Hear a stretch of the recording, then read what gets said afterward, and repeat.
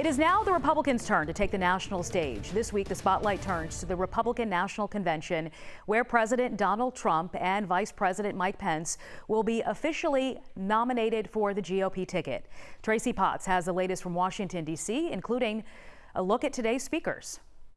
Sheba, we're already seeing some protests outside the Charlotte Convention Center, where in-person voting for President Trump's nomination gets underway this morning. The president expected to show up himself for a brief appearance there. Then everything moves to Washington tonight.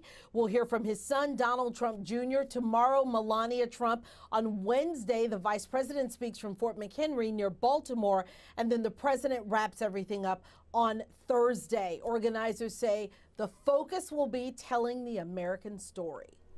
Tracy, thank you. And a Georgia Democrat is helping to kick off the RNC today as one of the speakers. State Representative Vernon Jones is slated to speak in support of President Trump tonight. He's the only Georgian out of the 60-plus speakers announced. Jones currently serves Georgia's 91st district, which covers Lithonia. He's also the former CEO of DeKalb County. Jones is the only Democratic state official in Georgia to endorse the president.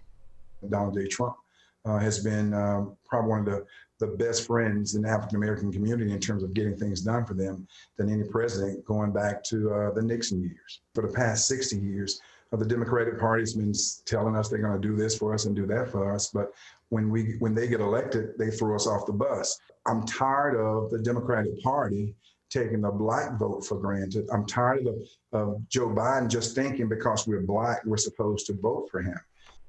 Jones says he's been a Trump supporter for 4 years, and he discovered he'd been selected to give a speech during the RNC through the news, but he says he's looking forward to it. He plans to discuss how he feels President Trump is getting things done for the black community, among other things.